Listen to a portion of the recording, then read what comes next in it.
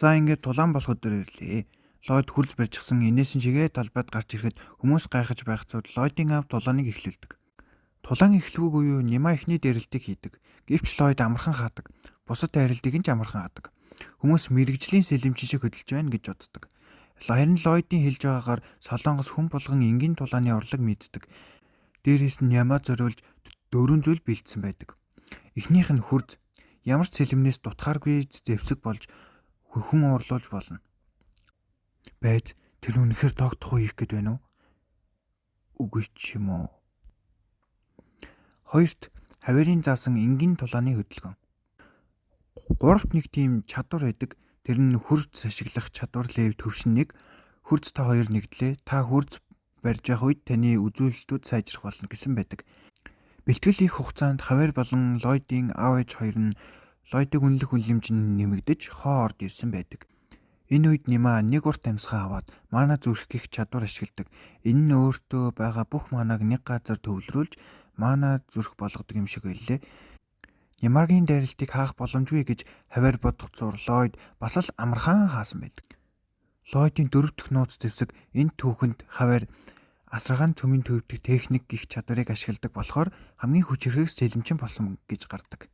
Ллойд энэ чадварыг ашиглаад нүүрэн дунд нь хусаад хугарсан шүдийг нь газарт унахаас өмнө дахиад нэг хусдаг. Тэгээд сүүлийн цохилтоо дагзан дунд нь хусаж дуусгадаг. Тэгээд би яллаа. Та одоо дууссан даа гэд нөгөө хүрзээрээ нүдэж өгдөг. Цэргүүд ирж Ллойдыг болиулна. За би боллоо. Өвдөж болох бүх газар нь цохиж байна. Царайн 50 байна. Яг л мэдэж байсан юм шиг гэж бодох зур 15 хоногийн өмнөх үйл явдлыг харуулна. Ллойд хаваараас шууд асаргаан цөмийн техникийг заагадаг гэд асуусан байдаг.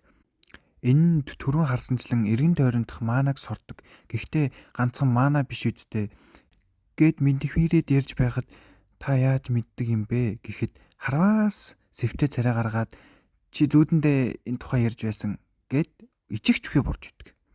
Гэхдээ хаваар энэ чадвараа бүрэн дуусгаагүй гэхэд номын уншсан хүн би наад чадварыг чинь төгс болгоод өгье. Харин чи надад заагадаг гэд тайлбарлаж эхэлнэ. За сонсч бай. Би чамайг гадаа байгаа манаг авч өөрийн мана зүрхтэй холбох гэж байгаа гэж бодож байна. Гэхдээ чиний мананаас цухтаад байгаа. Чиний зүгээс наадах чинь гадны зүйл үсттэй.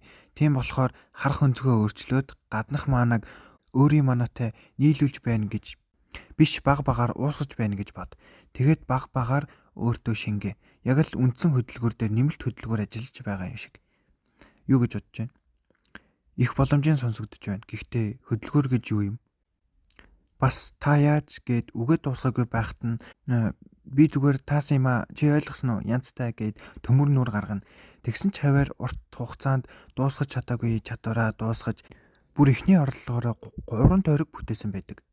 За одоо аав нь чи нэрээ хүндэт хүлэг баатар доромжллоо инээ тэрэ гихт нь хүндэт хүлэг баатар гэсэн үү? Ширээнд дор байгаа зүйлийг хараад хэлсэн зүйлээ дахиж бодож үзнэ. Ширээнд дор баахан загтал байдаг. Энэ загтал нь Нима Торцкийн хүн рүү энэ газрын санхүүгийн мэдээлэл үл хөдлөх газрын заллах гэж оролцсон таныг байшинг эзэмших гэрийг хурамчаар үйлдсэн тухай бичигдсэн байгаа. Энийг яаж олсон бэ гэвэл мэдээж номноос сүүл тавиар энэ загтлуудыг олдог. Тэрийг мэддэг болохоор фотоноор зөвлөсөн байдаг. Нэрээ энийг фотон гэдэг шүү. За би хэлхээ мартсан хэлээ. Ллойд барон фронторог өрөвч зөглөн гардаг гэж бодоод нэг санал гаргадаг. Нима дээр хулган тавина. Хэрвээ түүнийг хулган хазвал улсаас хөн, хазахгүй бол үлдээж цолыг бууруулъя гэхэд барон боломж өгч байна гэж буруу бодоод зөвшөөрдөг. Ллойд болохоор боломж гинэ үгүй шүү. Чам шиг хүмүүст боломж өгвөл улам даврах болно. Уучлалтгүй хамгийн шилдэг арга бол уучлалт гэж гайхгүй мэдэх гээд фотонд улаан өргөөд дээш нь шиддэг. Тэгэж юу болсон нь ойлгомжтой. Үүний дараа Ллойд эртний Ромд хийгдэж байсан Апиан зам бүтээхэд ашигласан аргаар ноёны өргөнөөс уулын бил хүртэл зам барихаар ажиллаж байдаг. Хаваар Ллойдоос та энэ мэдлэгийг хаанаас олсон юм бэ гэж асуудаг. Угаасаа аргагүй штэ 24/7 уудаг байсан хүн гинт амар сайн хүн болчгоор чи хинч байсан гайх штэ.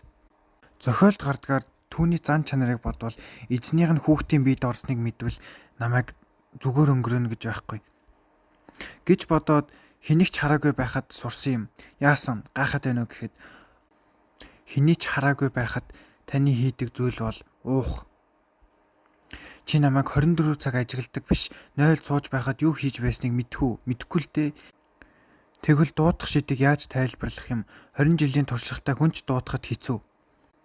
Чи 20-д настай. Багшчгүй байж яаж маана ашиглахдаа ийм сайн юм. Энд нэг суу тухайтан байх юм тийм үү? Тэгэхээр чи суу тухайтан байж болоод би болохгүй гэсэн үг үү? Гэж хэлээд Бернт ажлаа даатган явах гэтэл цуг явахаар болдог. Үзэгт солигдсон Торц гэх Нямаатай захидлаар харилцдаг мөнгө хүлэгчийг харуулдаг. Хамаг мөнгө алдчихлаа. Яан вэ гэд хямарч байхад нь Ллойд хаалгыг нь өшөглөөд ороод ирэхэд Торцыг хамгаалагч нь аваад цонхоор үсрэн буухад хаваар сэлмээ эргэлдүүлэн хүлээж байдаг. Ном нь гарахтаа хаваар захиаг олоод эзнийхэн өшөөг авна гэж өөртөө амлаад анх удаа харанхуйн шид ашигладаг үнтэй тулалддаг. Нөгөөх нь таталцлын хүч ашигладаг хаваарт их лай болсон. Гэвч энэ зөвхөн зохиотол гарсан зүйл гэхэд хаваар шидэнд нь оногдсон мөртлөө юу вэ? Жин нэмдэг шидүү гэд гараад ирэхэд хамгаалагч нь бидний гэрээ хүчингүй гэж орилоод яваад өгнө. Хаваар шууд Торц дээр очоод чиний хөлийг таслаад шүүх рүү мөлхүүлнэ гэхэд Ллойд баатар болон гарч ирээд шүүхэд очвол тэр цаадлуулна гэд оронд нь гэрээ хийхээр болдог. Тэр гэрээ нь амар гоё. Цалингийн 80%-ийг суудах нь. Тэгээд 520 жир ажиллаад л болоо. Бас чи надаас авсан бүх мөнгөө буцааж өгөх ёстой гэсэн гэрээ байдаг. Торц ч ийм шудраг бус гэрээ хийхгүй гэхэд ямар хүчилсэн биш дээ. Тэгвэл шүүхтэр уулзцгаая гэхэд эсэргүүцэх хэрэггүй гарын үсгээ зурдаг. Буцаж ирээд шууд хүн ажилд авахаар 7 хоногийн 20 алтан зоос гээд сууж байхад олон хүн ирэхийг хараад гайхна. Хаваар ардаас нь та урвчийг барьж айл болгонд халдаг шал хийж өгсөн. Тийм болохоор хүмүүс хулиган гэж биш итгэл даах үз хүн гэж хардаг болсон. Гэхэд хүмүүс нээрэл талархал илэрхийлж байдаг. Энэ дунд нэг хүн лаконод байдаг хамаатан халдаг шал хийлгэх захиалга өгөхөд ашгүй. Одоо миний агуу төлөвлөгөө хэрэгжинэ. Хол газар гих нэрийдлэр мөнгөө нэмээд өрөө дарнаа гэж боддог. Ажилчин авт дуусаад Ллойд хаваар удахгүй энэ уулыг хоослон бүх нүүрсийг нь аваад зараад ашиг олно. Гэхдээ нутгийнхаа хүмүүст хямдралтай зарнаа. Маш бага. Халдаг шаланд ганц мод ашиглаад байж болохгүй. Үүнийг харсан хаваар маш залтай, маш хорон гэж бодоход чи намайг залтай хорон гэж бодож байгаа үстэй. Хэрвээ үүнийг хийхгүй бол бид яаж өрөө төлнө гэж бодож байна.